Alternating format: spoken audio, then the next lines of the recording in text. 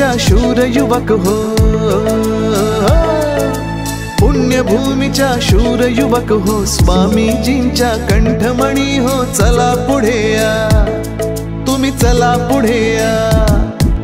पुण्यभूमीच्या शूर युवक हो, स्वामीजींच्या कंठमणी हो, चला पुढे या, तुम्ही चला पुढे या। मातृभूमीला सावरण्याला, मातृभूमीला सावरण्याला करा सुखांचा साऱ्या त्या,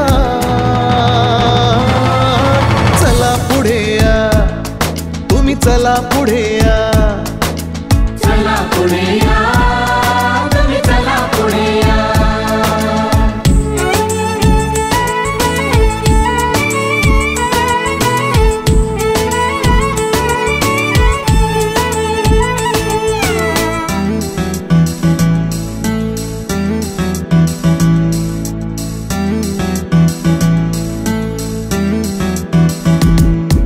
सुपुत्र तुम्ही भारत भूचे, वंशज तुम्ही ऋषी मुनींचे।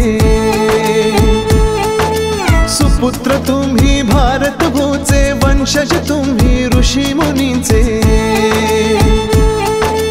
तन मन अन धन अर्पण करुनी भारत भूची ठेवालाच, मातृभूमीला सावरण्याला,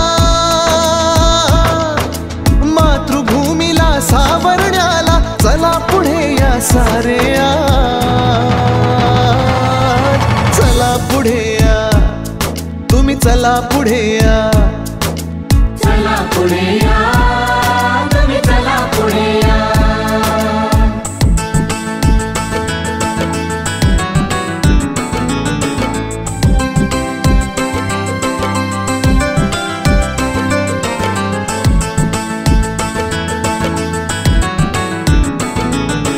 चला पुढे या, तुम्ही चला पुढे या।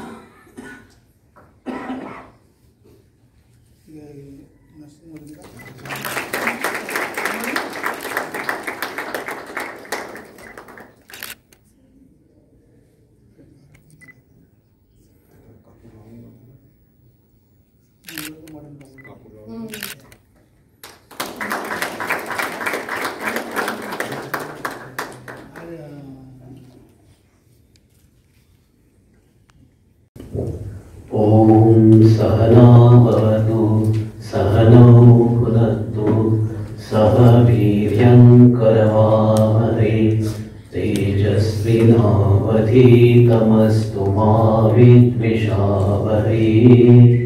ओम शान्ति शान्ति शान्तिः। हरि ओम शन्नो मित्रशं वरुणः शन्नो भवद्वर्यमा शन्न इन्द्रो बृहस्पतिः शन्नो विष्णुरुक्रमः। नमो ब्रह्मणे नमस्ते वायो त्वमेव प्रत्यक्षं ब्रह्मासि त्वमेव प्रत्यक्षं ब्रह्म वदिष्यामि ऋतं वदिष्यामि सत्यं वदिष्यामि तन्मामवतु तद्वक्तारमवतु अवतु माम् अवतु वक्तारम्। ॐ शान्ति शान्ति शान्तिः।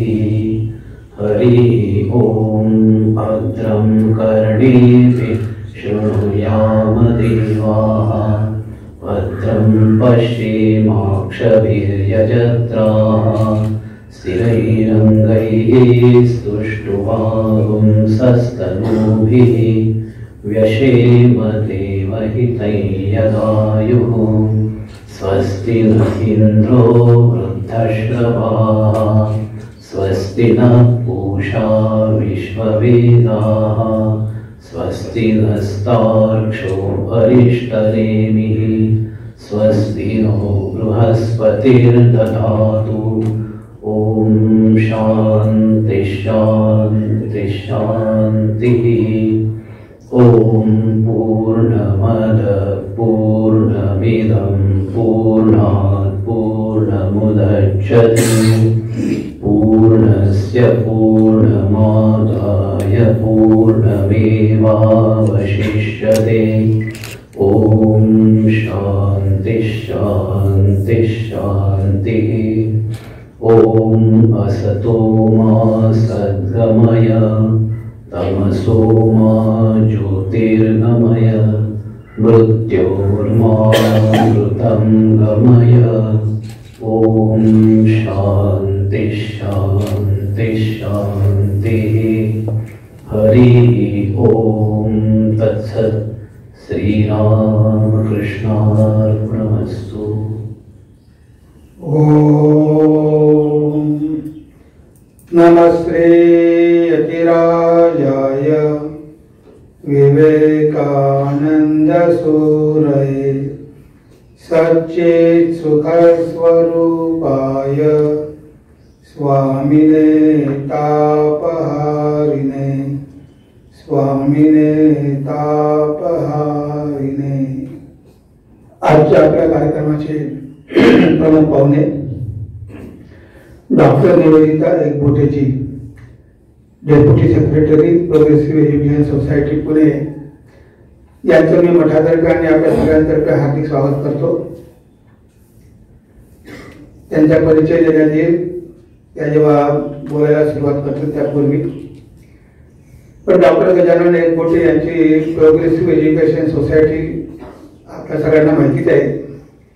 त्यामध्ये मॉडर्न एज्युकेशन इन्स्टिट्यूशन्स बऱ्याचशा आहेत, 56 आहेत आणि बराचसा कार्यभार त्या सांभाळतात आणि त्यांचं नाव सुद्धा निवेदिता आहे। तुम्हाला सगळ्यांना माहिती की स्वामीजींची एक आयरिश शिष्या मिस मार्गारेट नोबल, ती भारतामध्ये आली, तिने भारतासाठी खूप कार्य केलं आणि ती भगिनी निवेदिता झाली। स्वामीजी तिला निवेदिता नाव दिलं। दुसरे निवेदिता आहे विवेकानंद केंद्र कन्याकुमारीचे उपाध्यक्ष निवेदिता भिडे, आणि आज आपल्यामध्ये अजून एक निवेदिता आहे की ज्या मुलांच्या आणि मुलींच्या म्हणजे विद्यार्थ्यांच्या शिक्षणाचा भार घेतात आणि त्यांच्या उन्नतीसाठी प्रयत्न करतात। त्या पण बॅचलरच आहे। तर आपल्याला अशा प्रकारचे प्रमुख पाहुणे आलेले आहेत, त्यांनी वेळात वेळ काढून ते आलेले आहेत, तर त्यांचं आपण स्वागत करूया। त्यानंतर तुम्ही सगळे वेगवेगळ्या कॉलेजमधून आलेले आहात, तुमचं मठातर्फे स्वागत करतो। आणि आजचा दिवस मला ते सांगायची गरज नाही, कारण 12 जानेवारी हा स्वामीजींचा जन्मदिवस आहे आणि तो राष्ट्रीय युवा दिवस म्हणून घोषित केला गेलेला आहे। जे भारत सरकारने घोषित केला आहे की आजचा दिवस हा राष्ट्रीय युवा दिवस आहे, म्हणजे स्वामीजी युवकांसाठी आदर्श आहे। हे गव्हर्नमेंटला कळलं पण युवकांना अजूनही कळलेलं नाही, म्हणून असे कार्यक्रम ठेवावे लागतात। त्या बऱ्याच शाळा कॉलेजेसमध्ये कार्यक्रम आयोजित करतात, तिथे पण ते विद्यार्थ्यांना प्रेरणा देतात। जे स्वामीजी आदर्श का होऊ शकतात युवकांचे, कारण युवकांवरच कोणत्याही राष्ट्राची प्रगती अवलंबून असते आणि युवकाला योग्य दिशा मिळाल्याशिवाय ते होणं शक्य नाही। त्यामुळे आमचा सगळा फोकस युवकांवर असतो। तुम्ही बघितलं तर बाजूलाच एक आपलं मोठी बिल्डिंग होत आहे, मोठी योजना राबवली जात आहे विवेकानंद ज्ञानपीठ। त्यामुळे युवकांसाठी असे अनेक काही वेगवेगळे कोर्सेस राहणार आहेत की युवकांना तिथे नैतिक आध्यात्मिक शिक्षण घेण्यासाठी बराच उपयोग होईल। तर असो, तर 12 जानेवारीचं महत्त्व तुम्हाला सगळ्यांना माहितीच आहे आणि प्रत्येक तरुणाच्या किंवा प्रत्येक विद्यार्थ्याच्या जीवनामध्ये 2 आदर्श पाहिजे. कारण आदर्श तर पाहिजेच, नाहीतर आपल्या जीवनाला काही दिशा राहणार नाही. तर मी 2 म्हटलेलं आहे, कारण एक आदर्श बहुतेक आपला सगळ्यांचाच असतो आणि तो असलाच पाहिजे. तो आदर्श म्हणजे आपलं पोट भरणं.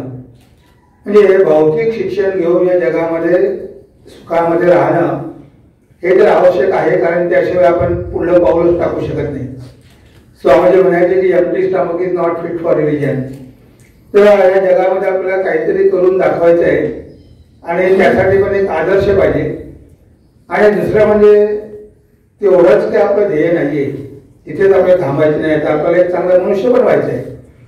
त्याचा एखादा खूप चांगला डॉक्टर होऊ शकतो, पण तो चांगला मनुष्य नसेल तर तो रोग्यांची पिळवणूक पण करू शकतो. म्हणून आपल्याला फक्त चांगलं डॉक्टर किंवा चांगलं इंजिनियरच व्हायचं नाही, तर चांगला मनुष्य पण व्हायचं आहे. तर हे 2 जीवनामध्ये आदर्श आहे. आणि आपल्याला बघायचं आहे की हे दोन्ही आदर्श जर आपल्याला एका व्यक्तीच्या जीवनामध्ये बघायला मिळत असेल तर मग आपल्याला 2 आदर्श निवडण्याची गरज नाही. एक आदर्श निवडून आपण दोन्ही ध्येय प्राप्त करू शकतो. आणि तेच वैशिष्ट्य आहे स्वामी विवेकानंदांचं. तुम्हाला भौतिक जगामध्ये सुद्धा भरपूर प्रेरणा मिळते आणि नैतिक आणि आध्यात्मिक जीवनामध्ये सुद्धा तुम्हाला प्रेरणा मिळते. जे आपण आज शिक्षण घेतो ते शिक्षण तेवढं पुरेसं नाही, कारण आपण कधीच पुस्तकाच्या बाहेर जाऊन विचार करत नाही. म्हणजे आपली विचार करण्याची जी योग्यता आहे, कॅपॅसिटी आहे, ते एका चौकटीमध्ये असते. आउट ऑफ बॉक्स आपण कधी विचार करत नाही. पण या जगामध्ये बऱ्याच काही गोष्टी आहेत आणि शिकण्यासारख्या आहेत, पण त्याकडे आपलं लक्ष नसतं, कारण आज आपलं मन इतकं भरकटलेलं आहे. आणि सगळ्यांना माहिती आहे की आज सोशल मीडियाचा एवढा इम्पॅक्ट आहे युवकांच्या मनावर की मन भरकटायला वेळ लागत नाही, पण मन स्थिर करायला फार वेळ लागतो. तर इथे तुम्हाला भौतिक जीवनामध्ये जर यश पाहिजे असेल, सफलता पाहिजे असेल, तर स्वामी म्हणतात की पहिली गोष्ट म्हणजे तुमच्यावर विश्वास असला पाहिजे, आत्मविश्वास. ते इतरांना शक्य आहे, मला का शक्य नाही. तुम्ही सगळं काही करू शकता, तुमच्यामध्ये सगळी काही शक्ती आहे. तर पहिले आपण स्वतःवर विश्वास ठेवला पाहिजे की मला या जगामध्ये कोणतीही गोष्ट अशक्य नाही. आता या जगामध्ये जेवढे काही महान पुरुष होऊन गेले, मग कोणत्याही क्षेत्रामध्ये असो, ते महान झाले कारण त्यांच्यामध्ये आत्मविश्वास होता. स्वामी विवेकानंद म्हणायचे विश्वास विश्वास विश्वास, स्वतःवरती विश्वास, देवावरती विश्वास, हेच महान बनण्याचं रहस्य आहे. तर तुम्हाला जीवनामध्ये महान बनायचं असेल तर पहिले तुम्ही स्वतःवर विश्वास ठेवा. स्वतःला कधीही कमी लेखू नका की माझ्याकडून हे होणार नाही, कमी हे करू शकणार नाही, असं कधीही म्हणू नका. डोंट से एनिथिंग इम्पॉसिबल, तो शब्दच तुम्ही काढून टाका. तर सगळं काही शक्य आहे, फक्त तुम्हाला जाणीव नाही की तुमच्यामध्ये किती शक्ती दडलेली आहे. All power is within you. You can do anything and everything. Believe in that and do not believe that you are weak. तर तुमच्यामध्ये सगळी शक्ती आहे, तुम्ही सगळं काही करू शकता, यावर विश्वास ठेवा. आपण दुर्बल आहोत, आपण काही करू शकणार नाही, आपल्याकडून काही होणार नाही, हे जे निगेटिव्ह विचार आहेत ते मनातून काढून टाका. हे पहिलं सूत्र स्वामीजींनी दिलं की तुम्हाला जगामध्ये महान व्हायचं असेल, यश मिळवायचं असेल तर पहिले स्वतःवर तर विश्वास असू द्या. आपण इतरांवर विश्वास ठेवतो पण स्वतःवर आपला विश्वास नसतो. इतर जे म्हणतात त्याप्रमाणे आपण वागण्याचा प्रयत्न करतो आणि इतरांशी तुलना करतो. आपल्याला इतरांशी तुलना करण्याची गरज नाही, आपण आपल्याशीच तुलना केली पाहिजे की मागच्या वर्षी माझा परफॉर्मन्स कसा होता आणि यावर्षी कसा आहे. इतरांशी तुलना करून तुम्ही काहीही करू शकत नाही. उलट इतरांविषयी तुमच्या मनामध्ये ईर्ष्या निर्माण होईल की तो माझ्या पुढे गेला. म्हणून इतरांशी कधीच तुम्ही तुलना करू नका, कारण तुम्ही सुद्धा युनिक आहात, तुमच्यामध्ये काहीतरी वेगळं आहे. इतरांसारखा होण्याचा कधीही प्रयत्न करू नका. तर हे आहे स्वामी महान होण्याचं रहस्य. आणि मनाची एकाग्रता हे तर आवश्यकच आहे. तुमच्या मनात जर फोकस नसेल तर तुम्ही कितीही अभ्यास केला तरी काही लक्षात राहणार नाही. तुम्ही the very essence of education is concentration of mind and not the collecting of facts. Swamiji म्हणतात की शिक्षणाचा सारांश म्हणजे मनाची एकाग्रता आहे आणि नुसती माहिती गोळा करणं नव्हे. तेव्हा आपण नुसती माहिती गोळा करतो. माहिती तर एक कॉम्प्युटर खूप मेमरी ठेवू शकतो, पण माहिती गोळा करणं म्हणजे काही शिक्षण नव्हे, तर मनाला फोकस करणं. तुम्ही ज्या गोष्टीवर मन फोकस करा ती गोष्ट तुम्हाला लवकरात लवकर आत्मसात होईल. कारण आपल्याकडे मनच एक असं साधन आहे की ज्याद्वारे आपण ज्ञान प्राप्त करू शकतो. पण या मनामध्ये जर आपल्या सामर्थ्य नसेल, एकाग्रता नसेल, तर मनावर आपण काहीही करू शकणार नाही. आणि आज असंच झालेलं आहे, मन चंचल झालेलं आहे. सगळ्यांचा प्रश्न तोच आहे की मन एकाग्र कसं करावं. क्लासमध्ये मन लागत नाही, अभ्यासात मन लागत नाही, कामामध्ये मन लागत नाही, मन कशामध्येच लागत नाही. तर या मनाला योग्य प्रकारे ट्रेनिंग देणं आवश्यक आहे. आणि त्यासाठी आपण नियमितपणे ध्यान केलं पाहिजे, ध्यानाभ्यास केला पाहिजे, चांगली पुस्तकं वाचली पाहिजे, बाकीच्या ज्या अनावश्यक गोष्टी आहेत त्या सोडल्या पाहिजे, मनोरंजनाचे कार्यक्रम कमीत कमी आपण बघितले पाहिजे. जे एकदम बहुत नाही असं नाही, पण त्यासाठी खूप काही वेळ खर्च करण्याची गरज नाही. तिथे आपण जर कठोर परिश्रम केले, जर आपल्या मनाची एकाग्रता असेल, आपल्यामध्ये आत्मविश्वास असेल आणि आपण जर नेटानं ते काम करत राहिलो, चिकाटी पण पाहिजे. नाहीतर केलं 1 वर्ष आणि सोडून दिलं काही होणार नाही. हे जीवनामध्ये अपयश येऊ द्या. फेल्युअर सक्सेस टू म्हणजे यशाची पायरी आहे असं म्हणतात. ते अपयश ही यशाची पहिली पायरी आहे. तेव्हा जरी आपल्याला जीवनामध्ये अपयश आलं, स्टेपिंग स्टोन फॉर सक्सेस, तरी आपण मागे वळून बघायचे नाही, प्रयत्न करतच राहायचे. आणि जर पुन्हा पुन्हा प्रयत्न करत राहिलो आपण तर एक दिवस यश येणारच. मध्ये जर सोडून दिलं तर मग आपण पुढे जाऊ शकणार नाही. कोणतंही ध्येय जर उच्च असेल तर त्यामध्ये विघ्न येणार, श्रेयांशी बहुविघ्नानी. तुम्हाला कोणतेही महान कार्य करायचं असेल तुम्हाला बऱ्याच अडचणींचा सामना करावा लागेल, स्वाभाविकच आहे. पण तिथे घाबरून पळून जायची नाही की नाही हे काही जमणार नाही आपल्याला, आपल्यासाठी नाही, आपण यासाठी काही योग्य नाही असं न म्हणता धैर्य धरून पुढे पुढे चालत राहायचं. आणि बघा यश कसे मिळणार नाही. तर ही एक गोष्ट आहे की जीवनामध्ये आपल्याला जर काहीतरी व्हायचं असेल तर तुम्हाला स्वामीजींचा आदर्श खूप मदत करू शकतो. त्यांचा आदर्श डोळ्यासमोर ठेवा, त्यांची पुस्तकं वाचा आणि जीवनामध्ये ज्या क्षेत्रामध्ये तुम्हाला महान व्हायचं आहे त्या क्षेत्रामध्ये तुम्ही महान होऊ शकता. स्वामीजींनी जमशेदजी टाटांना प्रेरणा दिली.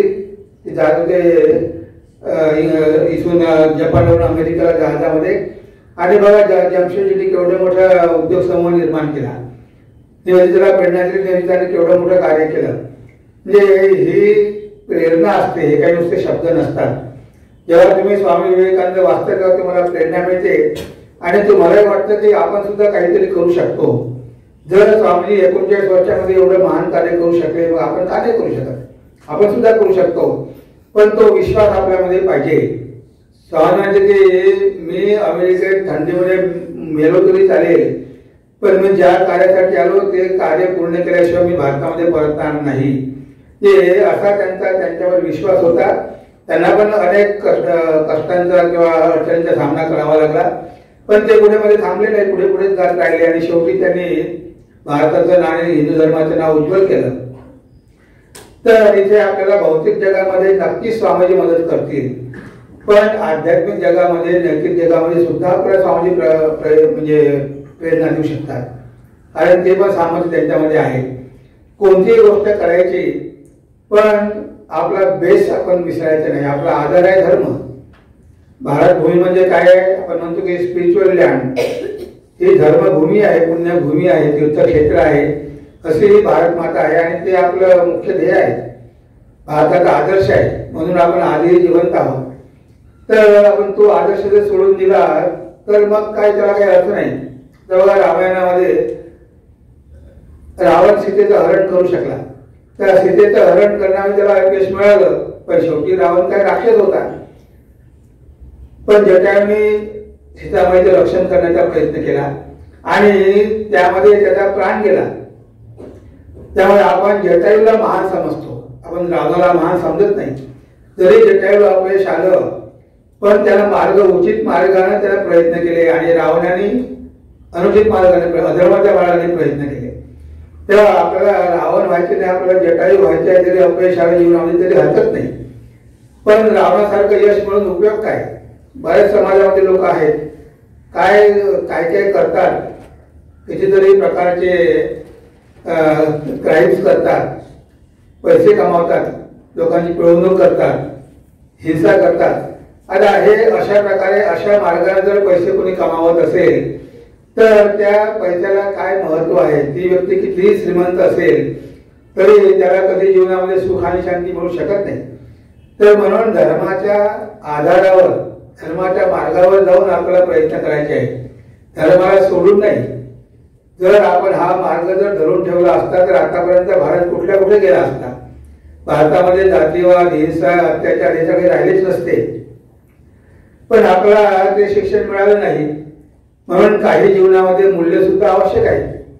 कारण नुसतं भौतिक शिक्षण घेऊन पोट भरणं ते तर काही पशुपक्षी पण करतात. मग आपल्या जीवनाचं विशेष महत्व काय? मग भगवंताने आपल्याला मनुष्य दिला कशासाठी? नुसतं पोट भरण्यासाठी काही आपण आलेलो नाही, काहीतरी जीवनामध्ये महान करण्यासाठी आलेलो आहे. ऐसी करणी की ज्या तू असे जग रोय, कबीरा म्हणतात की तू आला तर या जगामध्ये असं काही काम करून जा की तू हसत जाशील आणि सारं जग तुझ्यासाठी रडेल की अरे किती चांगला मनुष्य गेला, किती त्याने समाजासाठी किती महान कार्य केलं, असं काहीतरी करून जा. तर इथे त्यामध्ये आपल्याला जर दोन्ही बाबी सांभाळायचे असेल, भौतिक आणि आध्यात्मिक, तर आपल्या शब्दाला खूप महत्व आहे. सत्याचं आचरण करा. तुम्ही सत्याशी तडजोड करण्याचा प्रयत्न करू नका. खोटं नाटक करून कोणतीही गोष्ट शॉर्टकट करून करण्याचा प्रयत्न करू नका. उशिरा का थोडं तरी हरकत नाही, पण बरेचदा आपण कॉम्प्रोमाइज करतो. आपल्याला सत्याचं महत्व कळत नाही. आपण कुणाला शब्द देतो की मी येतो उद्या म्हणून, पण आपण जात नाही. आपण म्हणतो आपल्या शिक्षकाला की उद्या मी ते काम करून देणार, पण आपण ते काम करत नाही. आता तुमच्यावर लोकांचा विश्वास बसेल कसा? तुम्ही म्हणता हो पण तुम्ही करत नाही, मग विश्वास कसा बसणार? म्हणजे लोकांचा विश्वास संपादन करायचा असेल तर आपल्याला दिलेला शब्द पाळावा लागेल, सांगितलेलं करावं लागेल. बोले त्याच्या झाले त्याची वंदावी पावले, तुकाराम महाराज म्हणतात की जसा बोलतो तसाच वागतो. नाही तर बोलणं एक, वागणं दुसरं, विचार तिसरेच, अशामुळे काही आपली प्रगती होणार नाही. तेव्हा सत्याला कधीही सोडायचं नाही. आपल्याला भगवंतांनी वाणी दिलेली आहे. वाणी म्हणजे वागेश्वरी, वागदेवता. तर या वाणीचा दुरुपयोग करायचा नाही. लोकांची मनं जिंकून घ्यायची, लोकांशी मधुर भाषेमध्ये बोलायचं, कुणाचं मन दुखायचं नाही, शिव्या द्यायची नाही, निंदा करायची नाही.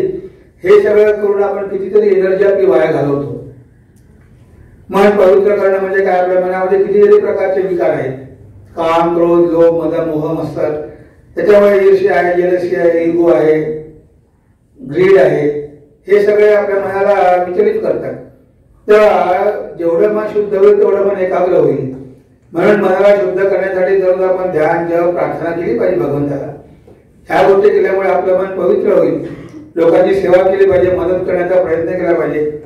पूर्वी NSS नव्हतं, आता NSS का सुरू झालं? कारण मुलं सेवा करत नाही म्हणून जवळच जाऊन गावात जाऊन तुम्ही सेवा करा. तुम्हाला तो कोर्स करा, सर्टिफिकेट मिळते म्हणून तुम्ही NSS करता. ते नॅशनल सर्व्हिस स्कीम म्हणजे सेवा करायला सांगावं लागतं. पूर्वी विद्यार्थी स्वतःहून पुढे यायचे की मी काय करू, की मी काही मदत करू शकतो का? आज आपण एवढं सेल्फ सेंटर्ड झालेलो आहोत, आपण एवढं स्वार्थी झालेलो आहोत की आपल्याला इतरांची काही परवाच नाहीये. स्वामी म्हणतात the only holy for others. जे इतरांसाठी जगतात तेच खऱ्या अर्थाने जगतात.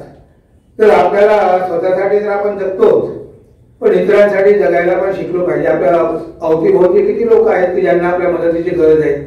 किती गरीब आहे, अज्ञानी आहे, दरिद्री आहे. काही ना काही मदत तर आपण नक्कीच करू शकतो. फुलाची पाकळी तर आपण करू शकतो. पण आपण जर स्वार्थी झालो तर आपण फक्त आपला स्वार्थ बघतो आणि समाजाकडून सगळं काही आपण घेतो. समाजाकडून शिक्षण घेतो, मदत घेतो, सगळं घेतो. पण जेव्हा द्यायची वेळ येते तेव्हा आपण समाजाला काहीही देत नाही. आपण जातो अमेरिकेत आणि तिथे जाऊन सेटल होतो आणि मग भारताची निंदा करतो, अरे काय भारत देश आहे. तर तुम्ही तुमच्या आईची निंदा करता, सगळं घेता भारत मातेकडून, पण शेवटी निंदा करता स्वतःच्या देशाची. हे काही बरोबर नाही. जर आपण भारत मातेची संतान असू तर भारत मातेचं गुणगान केलं पाहिजे, भारत मातेला महान केलं पाहिजे. हे संतानाचं कर्तव्य असते. पण आपण त्यासाठी काहीही करत नाही. म्हणून इथे आपल्यामध्ये देशभक्ती पाहिजे, आपल्यामध्ये पवित्रता पाहिजे, आपल्यामध्ये सत्य बोलण्याची क्षमता पाहिजे आपल्यामध्ये. थोडं रेग्युलर आपण ध्यान केलं पाहिजे, जप केला पाहिजे, प्रार्थना केली पाहिजे आणि दररोज स्वामीजींची पुस्तकं वाचली पाहिजे. कमीत कमी 10 मिनिटे आम्ही तुम्हाला एक पुस्तक देणार आहोत, युवकांसाठी विवेकानंद. कमीत कमी एका दिवशी 2 पानं तरी वाचा, कारण ते आपल्या मनासाठी आहार असते आणि मनाला सुद्धा आहार पाहिजे. आपण शरीराला भोजन देतो पण मनाला कधी भोजन देत नाही. त्यामुळे आणि कधी कधी आपण मनाला भोजन देतो पण तो आहार योग्य नसतो. म्हणजे आपल्या प्रत्येक कर्मामागची प्रेरणा काय असते? विचार. आता तुमचे विचारच जर कलुषित असेल तर तुमचं कार्य चांगलं कसं होणार? म्हणून पहिले आपल्याला विवेक करावा लागतो की काय चांगलं आणि काय वाईट, आणि विवेक करून जे चांगलं ते घ्यावं लागतं, जे वाईट आहे ते सोडून द्यावं लागतं. म्हणून स्वामीजी म्हणतात, anything that makes you weak physically, mentally, intellectually and spiritually reject like a poison. तुम्हाला जे काही शारीरिक, मानसिक आणि आध्यात्मिक दृष्टीने दुर्बल करणार असेल त्याचा विषयाप्रमाणे त्याग करा. आता एवढं तरी कळलं पाहिजे की हे आपल्यासाठी वाईट आहे. तुम्हाला युट्यूबवर सगळं काही मिळतं, पण जर विवेक नसेल तर आपण सगळं काही बघू आणि आपलं मन काय होईल? आपलं मन एक डस्टबिन होईल.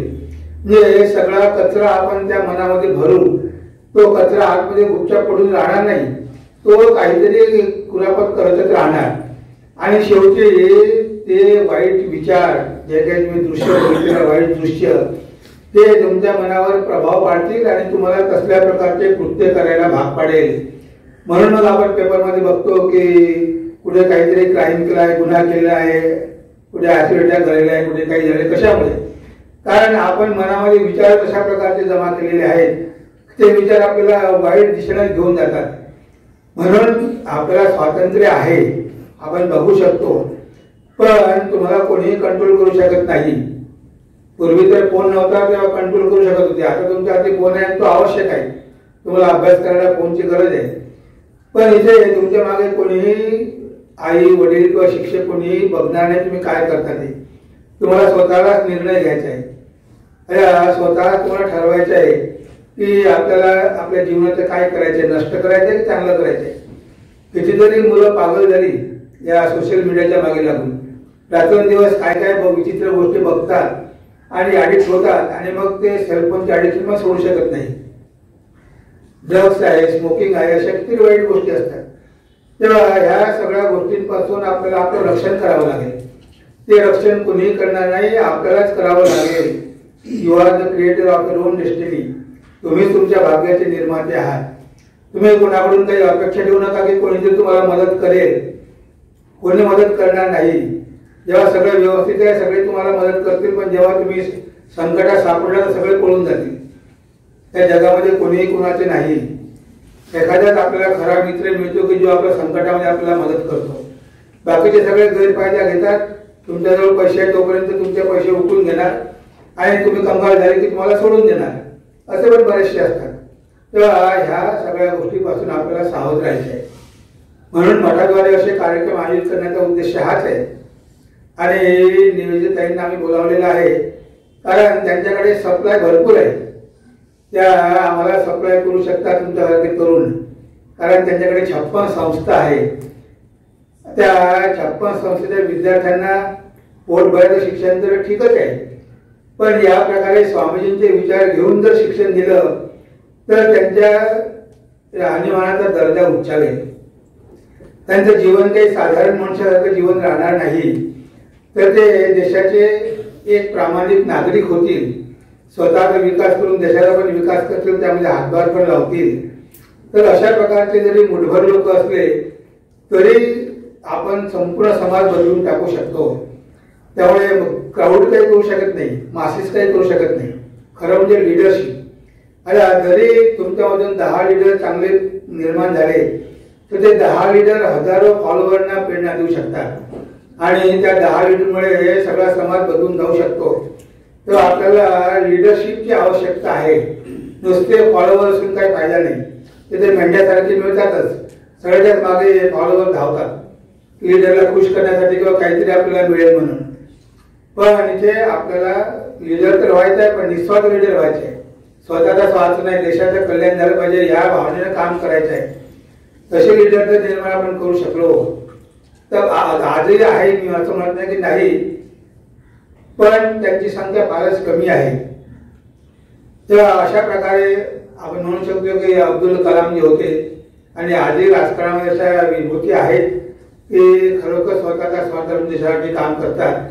अशा प्रकारे निस्वार्थ लोक आपल्याला आवश्यक आहे, तेव्हा कुठे आपला देश पुढे जाईल. ह्या काही मी थोड्याफार गोष्टी मी तुम्हाला सांगितल्या. आज माझं प्रास्ताविकच होतं, त्यामुळे या प्रास्ताविकामध्ये जे मला आवश्यक वाटलं, जे आज तुम्ही 12:30 पर्यंत इथे आहातच, 2-3 व्याख्यानं पण होणार आहेत, तुम्हाला बरंच काही खाद्य इथे मिळणार आहे, ते सगळं घ्या. त्यामध्ये कमीत कमी 4-5 विचार तरी आचरणामध्ये आणण्याचा प्रयत्न करा. नाहीतर कितीही वाचून किंवा ऐकून उपयोग नाही आहे. तेव्हा नळी कुंकली सोनारे इकडून तिकडे गेले वारे असं व्हायला नको. एका कारणानं ऐकलं दुसऱ्या कारणानं सोडून दिलं तसं व्हायला नको. तर जे काही तुम्ही ऐकाल आणि जे काही तुम्हाला योग्य वाटेल की ह्या गोष्टी आपण जीवनामध्ये आचरण करू शकतो तर केल्या पाहिजे. कारण टाइम इज मनी, वेळ खूप महत्वाचा आहे. एकदा वेळ निघून गेली की पुन्हा ती वेळ परत येत नाही.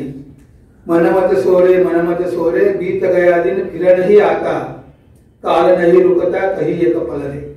तेव्हा काळ काही आपल्यासाठी 1 मिनिट सुद्धा थांबत नाही. एक दिवस आयुष्यातला गेला तो गेला, कमी झाला आयुष्यामध्ये 1 दिवस.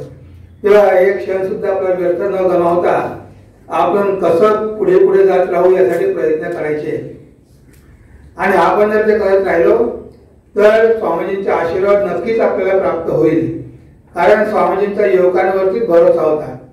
ते म्हणायचे, my hope lies in the younger generation, the modern generation, out of them will come my workers, they will solve the problems of India like a lion. माझा तरुण पिढीवर विश्वास आहे, त्यांच्यामधूनच माझे कार्यकर्ते निर्माण होणार आहे आणि देशासमोरच्या सगळ्या समस्यांचा ते सिंहासारखे फडशा पाडतील. ते स्वामीजींना सुद्धा युवकच पाहिजे होते. तेव्हा स्वामीजींच्या स्वप्नातले युवक होण्याचा प्रयत्न करा. मी एक कविता लिहिली आहे, स्वामीजींच्या स्वप्नातला युवक. ते तुम्हाला लिहायचं त्यांच्या क्लासमध्ये वाचून दाखवतील. मी काही वाचून दाखवणार नाही, कारण बाकी 3 स्पीकर आहेत, त्यांच्यासाठी पण काहीतरी ठेवलं पाहिजे. तेव्हा ते तुम्हाला बाकीच्या डिटेलमध्ये गोष्टी सांगतील. पण जो काही आजच्या या दिवस आहे 12 जानेवारी, त्या निमित्तानं हा कार्यक्रम होत आहे. जे स्वामीजी आदर्श का असले पाहिजे आणि स्वामीजी जीवनाच्या आदर्श झाल्यामुळे आपण जीवन कसं बदलू शकते. आणि असं नाही की भौतिक जीवनामध्ये आपली प्रगती होणार नाही, भौतिक आणि आध्यात्मिक दोन्ही जीवनामध्ये आपली प्रगती झाल्याशिवाय राहणार नाही. असा हा एक उच्च आदर्श आपल्या डोळ्यासमोर आहे, भारत मातेने निर्माण केलेला आहे, आपल्या समोर ठेवलेला आहे.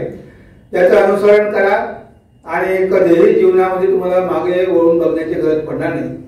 तुम्ही पुढे पुढे जात राहाल आणि यशाच्या शिखरावर तुम्ही पोहोचल्याशिवाय राहणार नाही, हे मात्र नक्कीच आहे. कारण स्वामीजी तुमच्याकडून काहीच अपेक्षा ठेवत नाही. तुम्हाला फक्त ते मदतच करतात, तुमच्याकडून काही मोबदल्याची अपेक्षा ठेवत नाही. जर तुम्ही त्यांच्या शिकवणुकींचा, त्यांच्या आदर्शांचा, त्यांच्या विचारांचा जर जीवनामध्ये उपयोग करण्याचा प्रयत्न केला, आचरण करण्याचा प्रयत्न केला, तर तुम्ही तर महान व्हाल, भारत माता पण महान होईल आणि आपल्याला जगामध्ये एक गौरवाचं स्थान प्राप्त होईल.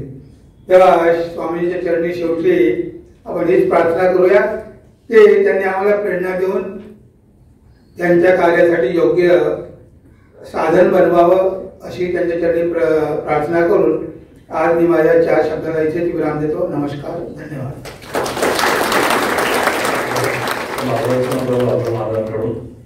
महाराजांचा हार्दिक आभार. आणि आता आपला प्रमुख पाहुणे डॉक्टर निवेदिता गजानन एकबोटे.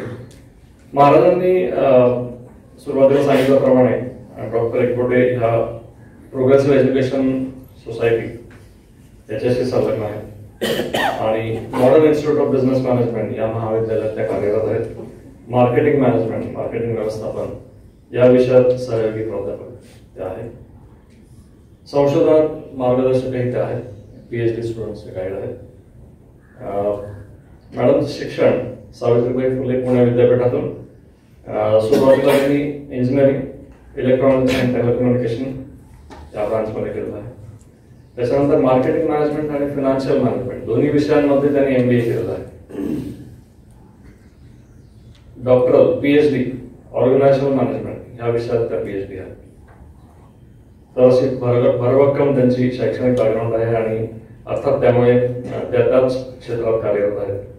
IIM अहमदाबाद जी प्रख्यात संस्था आहे तिथे निवासी फॅकल्टी डेव्हलपमेंट प्रोग्राम मध्ये त्यांनी भाग घेतला होता.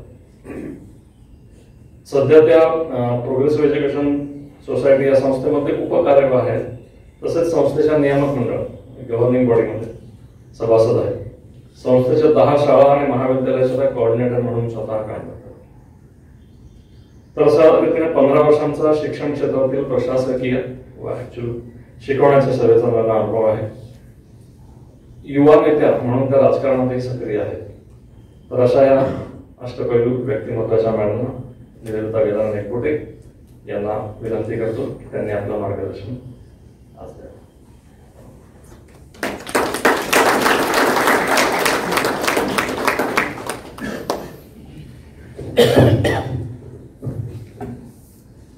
आदरणीय स्वामीजी, मला पहिल्यांदा इथे आल्यापासून प्रचंड शांतीची अनुभूती स्वामीजी होती आणि ह्या शांतीसाठी आपण खूप शोधत असतो आयुष्यामध्ये. का माहीत नाही, पण ती एनर्जी तुम्हाला ती ॲब्झॉर्ब करते आणि तुमच्यातल्या अनेक मनातला जो केऑस असतो तो शांत करण्याचं काम ह्या वास्तूमध्ये होतंय असं मला आल्यापासून पहिलं पाऊल ठेवल्यापासून जाणवत आहे. आणि मला वाटतं इथे बसलेल्या अनेकांना ते जाणवत असेल की एका वेगळ्या प्रकारची एक शांती आणि ठहराव या वास्तूमध्ये आहे. आणि तुमच्यासारख्या तपस्वी योगीजनांमुळेच मला वाटतं ती एनर्जी इथे आहे. आणि त्या एनर्जीचा फक्त आपल्याला लाभ जरी मिळाला तरी सुद्धा मनात जे कंटिन्युअसली विचार चालू असतात आणि ते इंस्टाग्रामचे रील्स बघून जे मनामध्ये कन्फ्युजन चालू असतं ना ते शांत व्हायला मला नाही वाटत कुठल्या थेरपीची गरज आहे किंवा कुठल्या सायकॅट्रिस्टकडे जाण्याची गरज पडेल. इथे आलो तरी सुद्धा एक लाखो रुपयांचा आपला फायदा होऊन जाईल. कारण जो डॉक्टरांवर खर्च करण्याची वेळ येईल ती इथं नुसतं एक 10 मिनिटं आल्याने साध्य होती असं मला वाटतं. मला इथे प्रथम बोलवल्याबद्दल मी आपल्या सर्वांचे आभार मानते. कारण या एवढ्या सुंदर वास्तूमध्ये एवढ्या सुंदर कार्यामध्ये अशा व्यासपीठावर स्वामीजींच्या सोबत बसणं याच्यासाठी खूप मोठं भाग्य लागतं असं मला वाटतं. आणि या वयात ते भाग्य मला मिळाले यासाठी मी परमेश्वराचे प्रचंड असे आभार मानते. मला तुमच्या सर्वांचं देखील कौतुक वाटते. वातावरण फार गंभीर आहे त्यामुळे थोडंसं मला हलकं करायची स्वामीजी आपण परमिशन दिली तर बरं होईल.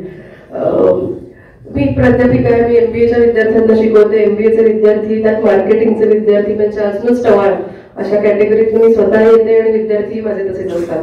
त्यामुळे आम्ही जेव्हा एकमेकांशी कम्युनिकेट करतो तेव्हा तू बसणार आहेस का खाली का दुसऱ्या भाषेत बोलू अशा पद्धतीने आमचं कम्युनिकेशन विद्यार्थ्यांशी चालतं. तर त्यामध्ये एक मजा असते. त्यामध्ये एक प्रकारचं संवादाची ती वेगळी परिभाषा आमची असते. मी तुमच्या सर्वांचं कौतुक ह्यासाठी करीन की सकाळी 7 वाजता तरी उठावं लागलं असेल. 6 वाजता उठावं लागलंय. तर रात्री ते रील संपवून ते चॅटिंग करून आणि ते व्हॉट्सअपवर रिप्लाय करून आणि मला अजून ब्लूटिक आली नाहीये. मी तिला मेसेज केला, मी त्याला मेसेज केला आणि त्याचा रिप्लाय नाही, तिचा रिप्लाय नाही. आणि ती मेसेज रीड केलाय पण मला रिप्लाय नाही दिला. या सगळ्या कन्फ्युजन मधनं या सगळ्या विचारांमधनं बाहेर येऊन झोपायचं आणि ती झोप झाली की मग परत 6ला उठायचंय आणि 6ला उठून आंघोळ करून स्वच्छ मनाने इथे यायचंय आणि व्याख्यान ऐकायचंय. आता हे व्याख्यान ऐकायचंय हे पण फार स्वामीजी आजकालच्या पिढीसाठी किंवा माझ्याही पिढीसाठी हे डिफिकल्ट गोष्ट आहे. ही सोपी गोष्ट नाहीये आणि मी हे समजू शकते मुलांना. त्यामुळे मला खरोखर तुमचं कौतुक वाटलं. मीही इंजिनिअरिंगला होते, मीही MBA केलंय. आमच्यासाठीही असे अशा प्रकारचे अर्थात नाही पण मात्र MBAच्या इन्स्टिट्यूटमध्ये जेव्हा लेक्चर्स अरेंज व्हायचे सकाळी 9ला आम्हाला बोलवलं जायचं आणि आम्ही बसलोय आणि कोणीतरी आम्हाला हिरो आणि होंडाचं डिवोर्स झाला. तुम्हाला माहिती आहे हिरो होंडा एकच कंपनी होती आणि मग हिरो आणि डिमर्ज झाले.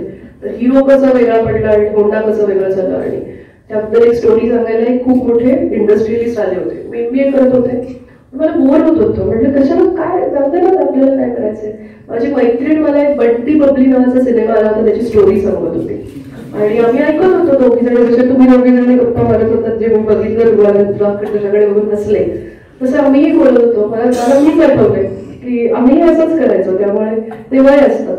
मात्र त्या गोष्टी जाणवत असताना नेहमी असं व्हायचं की त्या काळामधली ती एक एनर्जी असते, त्या काळामधलं ते आपला एक तो स्वभाव असतो. पण त्या काळात जर आपण खरोखर आयुष्याचे 10% वेळ जरी खरोखर अशा कार्यांसाठी दिला किंवा खरोखर इंटरनलाइज केलं आणि खरोखर एक विचार केला की मी निवेदिता म्हणून जन्माला आले तर what is the purpose of my life, किंवा मी खरोखर ही बॉडी घेऊन जन्माला आले तेव्हा काहीतरी करायला आले का माझ्यासारखे MBA होणारे 100 लोक बाहेर पडले असतील, 200 लोक बाहेर पडले असतील, भारताचा विचार केला तर लाखो लोक बाहेर पडले असतील. I am one of them. माझ्याकडे काय वेगळं आहे देण्यासारखं. आणि मग ते रिअलायझेशन जेव्हा स्वामीजी व्हायला लागतं तेव्हा खरोखर माणूस एका स्टॅबिलिटीला येतो. आणि मग कदाचित असं होतं की ते जितकं उशिरा रिअलायझेशन तितकी उशिरा ग्रोथ किंवा तितकी उशिरा सक्सेस असं होतं. आणि मग तेव्हा मला आठवतंय की आमचं जग किती वेगळं होतं. मात्र मी कामाला सुरुवात केली 2009 साली आणि त्या दिवशी मला लक्षात यायला लागलं की माझ्यावर जबाबदारी आली आता आणि मला उथळ वागून चालणार नाहीये, कारण काही लोकांचे पगार मी देणार आहे आणि त्यांचे पगार हे माझ्या वागण्यावर अवलंबून असतील. ज्या प्रकारे मी वागेन त्या प्रकारे ती माझी संस्था चालेल आणि character of leader becomes character of organisation असे आम्ही एक लिडरशिप मध्ये मॅनेजमेंट मध्ये व्याख्या शिकवतो की स्वामीजी जसे इथे बसले त्यांची एक लिडरशिप खाली हे सगळं चालू आहे, अजून पुढे लिडरशिप येईल, त्यांच्या आधी पुढे लिडर होते. लिडरशिपचं कॅरेक्टर हे ऑर्गनायझेशनचं कॅरेक्टर बनत जातं. लिडरशिप ज्या प्रकारची असते, लिडरशिप जर करप्ट असेल तर ते ऑर्गनायझेशन सुद्धा करप्ट बनतं. लिडरशिप जितकी सिरियस गंभीर आणि प्रेमळ असेल तितकंच ऑर्गनायझेशन सुद्धा गिव्हिंग होतं आणि त्या वास्तूमध्ये ते तुम्हाला जाणवतं. आज या वास्तूमध्ये आल्यानंतर ती शांती जाणवते, कारण स्वामीजींसारखे अनेक लीडर्स इथे बसून ती ध्यान धारणा आणि ती जी शांतीची उपासना करतात ती शांती आम्हाला स्वामीजी जाणवते आणि त्यामुळे तुमच्या कॅरेक्टरचा परिणाम या वास्तूवर होत असतो. मला ते जाणवायला लागल्यानंतर मला लक्षात यायला लागलं की आपण कुठेतरी स्पिरिच्युअलिटीचा एक बेस घेणं आयुष्यामध्ये गरजेचं आहे. स्पिरिच्युअलिटी डझंट मीन सनातनी. स्पिरिच्युअलिटी डझंट मीन की मी कुठल्या तरी कर्मकांडांमध्ये अडकलेली की रोज घरातनं एक प्रकारची विशिष्ट प्रकारची काही उपासना साधना करूनच बाहेर पडलं पाहिजे असं काही नाहीये. Spirituality is understanding someone else's spirit. की हा मुलगा इथे समजा बसलाय तर ही ॲज अ स्पिरिट, त्याच्याकडे काहीतरी एनर्जी, तो पण एक मनुष्य आहे जशी मी मनुष्य आहे आणि त्याचा रिस्पेक्ट ठेवणं आणि त्याच्यातले चांगले गुण जोपासणं आणि माझ्याकडे काय कमी आहे हे पण जाणवणं आणि त्याला ग्रो करणं, पर्यायाने मी पण ग्रो होणं, स्वार्थ आणि परमार्थ दोन्ही. आणि या गोष्टी करत करत करत स्लोली मला एक गोष्ट अजून लक्षात यायला लागली स्वामीजी, ती म्हणजे की एक फार मोठं बॅकग्राऊंड माझ्या मागे जरी असलं तरी निवेदिता एकबोटे या सावलीतनं बाहेर पडून निवेदिता म्हणून जर स्वतःचं एक अस्तित्व करायचं असेल तर मात्र स्वतःच्या आयडेंटिटीची ओळख करून घेणं गरजेचं आहे. कोणाची तरी मुलगी म्हणून तुमची ओळख असणं हे एक मला अपंगत्वाचं लक्षण वाटलं. अपंग मानसिक अपंगत्वाचं मी म्हणेन त्याला, की मी कुठेतरी कोणाच्या तरी कुपड्या घेऊन सतत ओळख जाणार आहे की मी ओळख करून देणार नाही. तशीच जर ओळख सतत करून द्यायला लागले, अनेक वर्षांनंतरही करून द्यायला लागले, तर दॅट डझंट मीन की मी स्वतःची आयडेंटिटी कुठे एक्सप्लोर केली आहे. पूर्वजांनी, आपल्या मोठ्या लोकांनी त्यांची आयडेंटिटी त्यांच्या कष्टातनं उभी केली आहे. त्यांना देवाने हातपाय दिले, बुद्धी दिली, त्यांनी त्याच्यातून क्रिएट केलं. मलाही हातपाय दिले, मलाही बुद्धी दिली आहे. मला कदाचित एखाद दुसरं संसाधन तुमच्यापेक्षा रिसोर्सेस एक्स्ट्रा मिळाले असतील आणि त्या रिसोर्सेसचा एक्स्ट्रा वापर करून मी जास्त चांगलं करावं. इनफॅक्ट जे माझ्या वडिलांनी केलं त्याच्यापेक्षा जास्त रिसोर्सेस जर मला मिळाले तर मी पुढे जाणं अपेक्षित आहे. मी त्यांच्या कुबड्यांचा आधार घेऊन पुढे जाणं अपेक्षित नाही. या गोष्टी मला कळायला लागल्या. मला मी जास्त रिअल का बोलते तुमच्याशी तर मला असं वाटतं की खूप तात्विक स्वामीजी बोललेत आपल्या सर्वांची. त्यामुळे मला माझ्या एक लाईफची छोटीशी स्टोरी स्वामीजी इथे सांगायला आवडेल की मुलांना कनेक्ट होईल. मी लहानपणापासून फारच बंडखोर मुलगी होते. म्हणजे मला नाही पटलं तर मी नाही पटायचं. 6वीत माझ्या लक्षात आलं की आपण बाबांना फॉलो करायचं नाही, आपण मेडिकलचं शिक्षण घ्यायचं नाही. त्याचं कारण असं होतं की मी बंडखोर, की नाही मला तुमच्या विचारांबरोबर जायचंय, तुम्ही तुमचं मी माझं, या विचारांची मी 6वीत मुलगी होते. काही चुकाही असतात त्यामध्ये, सगळंच माझं बरोबर होतं असंही नाही. मात्र ते करत असताना मी बंडखोर होत असताना कुठेतरी हट्टी व्हायला लागले आणि 10वीत त्याचा परिणाम असा झाला. त्याच्या आधी 7वी मध्ये मी बॅडमिंटन खेळायचे आणि बॅडमिंटन आणि स्कॉलरशिपची परीक्षा असं एकत्र आलं बाबा मला म्हणाले स्कॉलरशिपच्या परीक्षेला बस. मी म्हटलं मी बॅडमिंटन खेळणार. ते म्हणले ती दे आणि मग बॅडमिंटनच्या ह्याला जा. मी म्हटलं मी दोन्ही नाही करणार. या लेवलची हट्टी आणि या लेवलचा बंडखोर स्वभाव माझा होता. काही गोष्टी आपल्या लहान वयामध्ये आपण जे चुकीच्या करतो त्यातली ही एक गोष्ट. याचा परिणाम असा झाला की हुशार विद्यार्थ्यांनी असून सुद्धा या बंडखोर वृत्तीमुळे अभ्यासच करणं सोडून दिलं आणि मला अभ्यासच करायचा नाही, कारण पहिलं येण्याचं प्रेशर मला घ्यायचं नाही. आणि त्यामुळे 10वीत कमी मार्क पडले. कमी मार्क पडल्यावर स्वामीजी मला परत आधार माझ्या पेरेंट्सचाच मिळाला आणि आई वडिलांचाच मिळाला, कारण मला वशिल्यावर ऍडमिशन घ्यावी लागली. मी पहिली यायचे वर्गामध्ये 6वी 7वी पर्यंत आणि सडनली मी 7वीत बॅडमिंटन मला सोडायला लावलं. या विषयावरनं अभ्यास करणं सोडलं. त्याचा परिणाम मलाच भोगावा लागला. ज्या प्रकारे मला 10वीत कमी मार्क पडले, पण मी परत बंडखोरी माझी बाहेर आली आणि मी मला कमी मार्क असले 72% होते तरी सुद्धा मी सायन्सच घेणार. आणि मग तिथे माझ्या वडिलांचा वशिला कामी येऊन मला मॉडर्न कॉलेजच्या सायन्सला ऍडमिशन मिळाली. वर्गात सगळे इलेक्ट्रॉनिक्स घेतलं, बायोलॉजी घेतलं नाही, कारण मला मेडिकलला जायचं नाही हे 6वीत ठरवलं होतं. त्याला मी पक्की होते. कमी मार्क पडायला तरी मी पक्की मात्र हट्टी मात्र होते. मार्क कमी असले तरी माझा विचार पक्की. त्यातून स्वामीजी लक्षात असं यायला लागलं वर्गात 90% मिळालेली लोक आहेत, चूक आपली झाली आहे. कोणाचीही चूक याच्यात होत नाहीये. नुकसान हे निवेदिताचं झालेलं आहे. नुकसान हे बाकी कोणाचंही झालेलं नाहीये. ना आईचं झालंय, ना वडिलांचं झालंय, ना बाकीच्या मुलांचं झालंय. नुकसान हे माझं झालंय. आणि मग परत 12वीला जेव्हा ही वेळ आली तेव्हा लक्षात आलं की प्रूव्ह करायचंय ते स्वतःला प्रूव्ह करायचंय आता. आणि आता जर मी नाही प्रूव्ह करू शकले या वयामध्ये तर मला 12वीचा चान्स परत मिळणार नाही. कारण आपल्या समाजामध्ये 10वी आणि 12वीला एक वेगळं महत्व आहे. आपण नेहमी 10वीचे मार्क 12वीचे मार्क नेहमी खूप सिरियसली घेणारी अजूनही जमात आहोत. आणि 12वीत प्रचंड प्रमाणामध्ये स्वतःला प्रूव्ह करण्याची जी एक ईर्षा निर्माण झाली. कारण वर्गात शेजारी बसलेल्या मुलाला 91% जर 10वीत आहेत आणि तो स्वतःच्या मेरिटवर जर आलाय आणि मी 72% मिळवून जर वशिल्याने तिथं बसते तर त्याची एक लाज मनामध्ये वाटत होती. आणि कळत होतं की आपल्या हट्टी स्वभावामुळे आणि कुठेतरी आपण केलेल्या इगोमुळे आपण अडचणीत आलोय. आणि ती अडचण दूर करण्याची सर्वस्वी जबाबदारी सुद्धा आता माझी आहे. ती जबाबदारी कोणाची दुसऱ्याची नाहीये, ती कुठल्या शिक्षकाची नाही, ती कोणा आई वडिलांची नाही. स्वामीजी परमेश्वराच्या कृपेने आणि त्या जिद्दीमुळे आणि कदाचित असलेल्या एका हट्टी स्वभावाच्या एका चांगल्या ऍटिट्यूडमुळे 94% 12वीत मिळाले आणि अगदी बोर्ड 2 मार्कांनी गेला आणि मग प्रूव्ह करून बसले. हा आता मी स्वतःला प्रूव्ह केलं, आता मी निवेदिता म्हणून आहे. पण ते फटके जे मला 10वीत मिळाले आणि जे मला लक्षात आलं की there is nobody else who can help you out than your self. तुम्हीच तुम्हाला मदत करू शकता आयुष्यामध्ये. आणि मीच असते जेव्हा मला माझ्या चुकांमधनं मला बाहेर काढणारी. चुका करतो आणि मी रोज चुका करते. मी 100 चुका रोज करत असेल. मला सांभाळणारी लोक खूप मिळाली कारण मी त्यांना कुठेतरी सांभाळलेलं असतं. स्वामी विवेकानंद आपल्याला नेहमी कर्माबद्दलही खूप गोष्टी सांगतात की जे पेराल ते उगवणार आहे. तुम्ही जे कराल तेच तुम्हाला परत मिळणार आहे. सेवा करा. तुमच्या वाईट काळामध्ये तुम्हाला अशी लोक भेटतील की तुम्हाला कळणार पण नाही ही सगळी कुठून आली, कारण तुम्ही कधीतरी कोणासाठी तरी चांगलं केलेलं असतं आणि ती एनर्जी युनिव्हर्स मधनं will come back to you. आणि ते मला खरोखर सतत जाणवतं.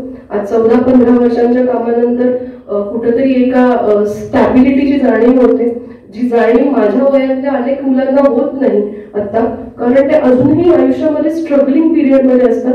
पण मी इंटरनली स्पिरिच्युअली एका पॉइंटला सिक्युअर जीवन जगते. पॉलिटिक्स मध्ये काम करताना अशी परिस्थिती येते की रोज एक कॉम्पिटिशन आहे. तिथे तुमच्या एज्युकेशनचा तुमच्या पीएचडीचा काही संबंध नसतो.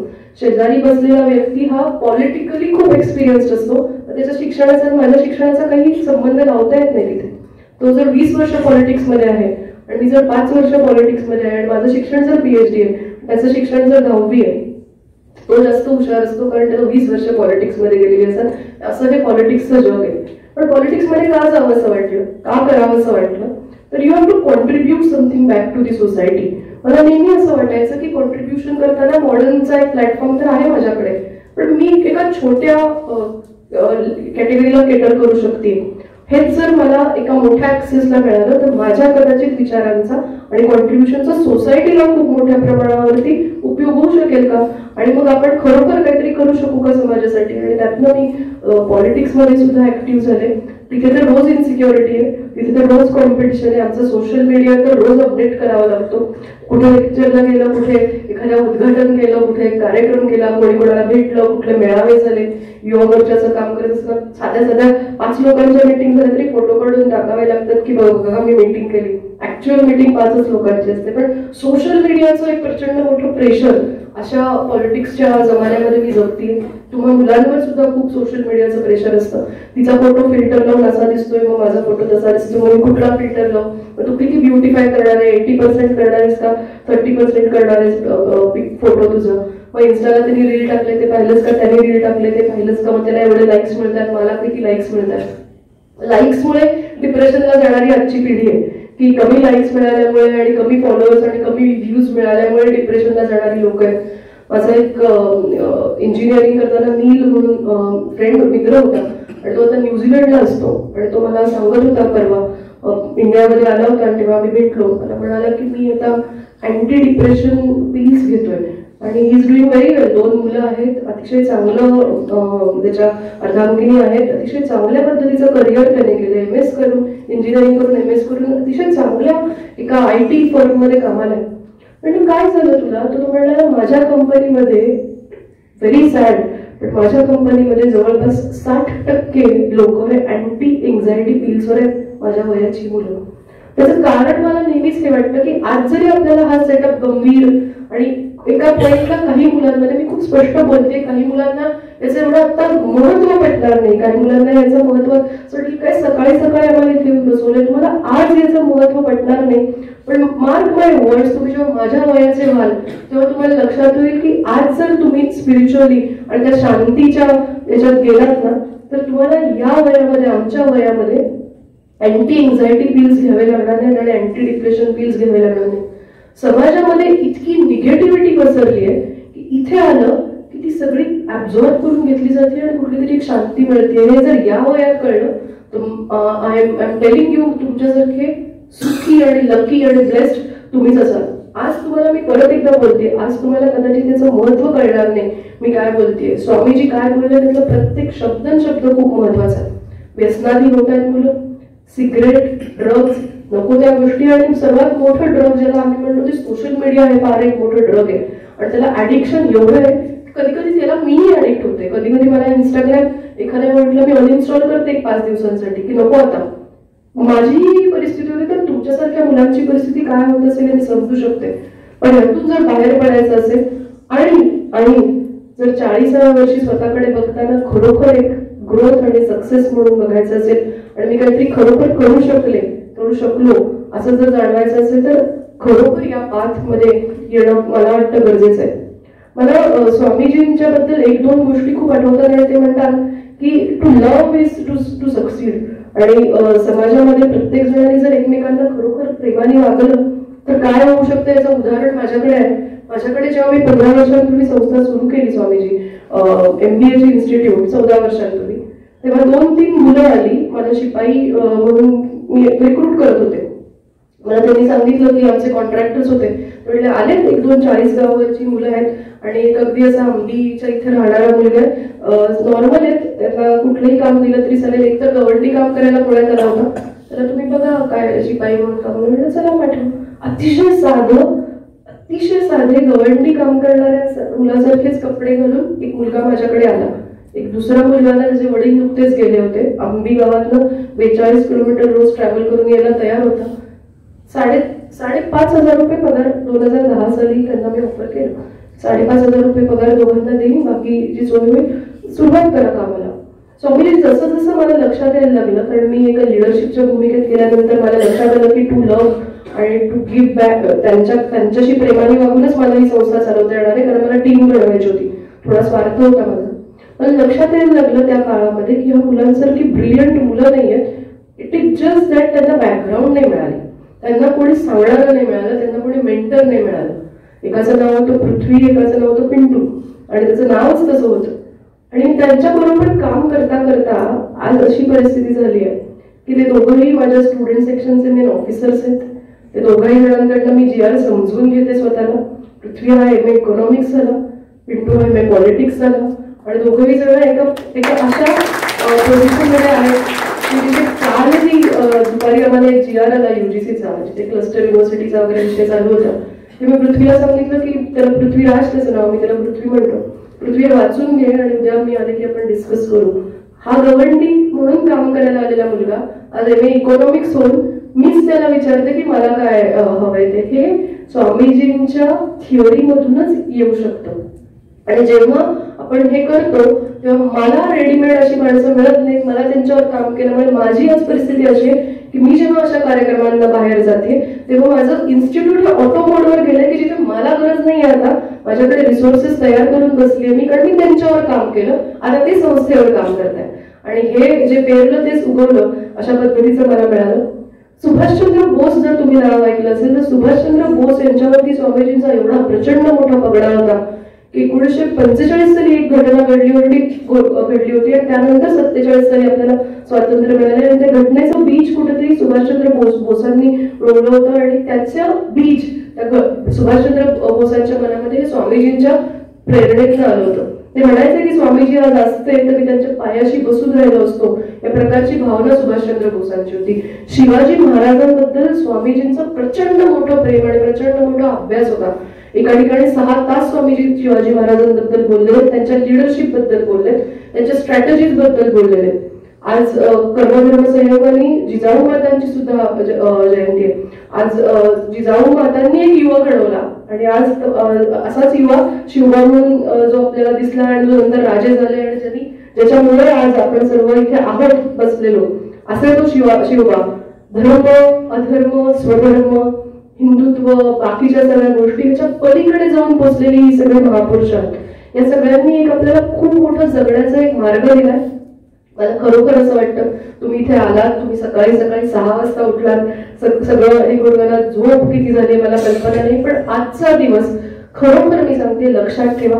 दरवर्षी इनफॅक्ट मला असं वाटतं की तुमच्याकडनंच काही प्रेरणा येऊन तुम्ही समजा युवकांसाठी काही करू शकला तुम्ही करावं आणि तुम्ही सुद्धा अशी लेक्चर्स अरेंज करावे, तुम्ही जास्तीत जास्त थिंक टँक्स उभे करावे जेणेकरून तुम्ही काही मुलांसाठी करा. आणि 12th फेल हा पिक्चर खूप सुंदर आलाय की एक लव्ह स्टोरी येते, पण त्या लव्ह स्टोरीमध्ये त्या दोघांचं जे स्ट्रगल दाखवलंय त्यामध्ये फक्त आणि फक्त प्रामाणिकपणा आणि फक्त honesty towards the cause and towards the person या एका धाग्यावरती असलेला तो पिक्चर आहे. डोळ्यात पाणी येतं, पण प्रामाणिकपणा जर असेल तर लॉंग टर्म मध्ये किती यश मिळू शकतं हेही आपण बघतो.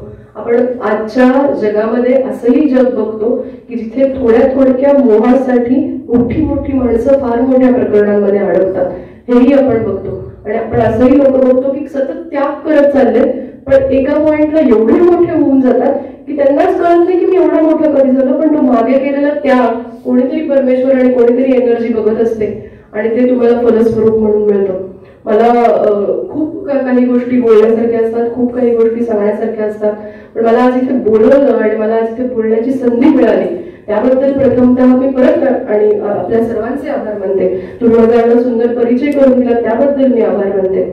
मला परत इथे यावंसं वाटतंय स्वामीजी, मी नक्की येईन, कारण मला ती जी शांतीची अनुभूती ती फार कमी ठिकाणी झाली आतापर्यंत, मला आठवतच नाहीये. मला नरसोबाच्या वाडीला एकदा असं फिलिंग आलं होतं त्या मंदिरामध्ये, आणि ते आज इथे येते आणि आपण जेव्हा तिथे ध्यान मंदिरात गेलो तेव्हा तिथे जे जाणवलं ते अभूतपूर्व होतं. आणि मी नक्की परत येईन, कारण माणूस म्हणून मनुष्य म्हणून मी जेव्हा संध्याकाळी घरी जाते आणि विचार करते तेव्हा मनामध्ये एवढे विचार एवढे प्रेशर्स घेऊन घरी जाते आणि तेव्हा 5 मिनिटं शांत पडावं एवढाच फक्त मनामध्ये विचार येतो आणि तो इथे आल्या एका मिनिटात सॉल्व्ह झाला हे मी बघितलं आणि हे इन्क्रेडिबल आहे आणि दिस is miracle.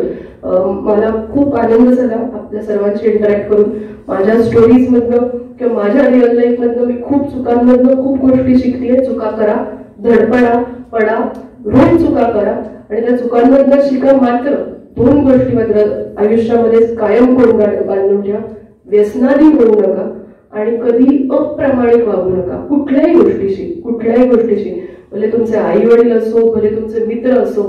Do not cheat आणि व्यसन या 2 गोष्टींपासून मात्र दूर राहा. एवढंच मी आज तुमच्या सर्वांसमोर मांडले. मला इथे बोलवलं. मी आपल्या सर्वांची परत एकदा शतशः आभारी आहे. धन्यवाद.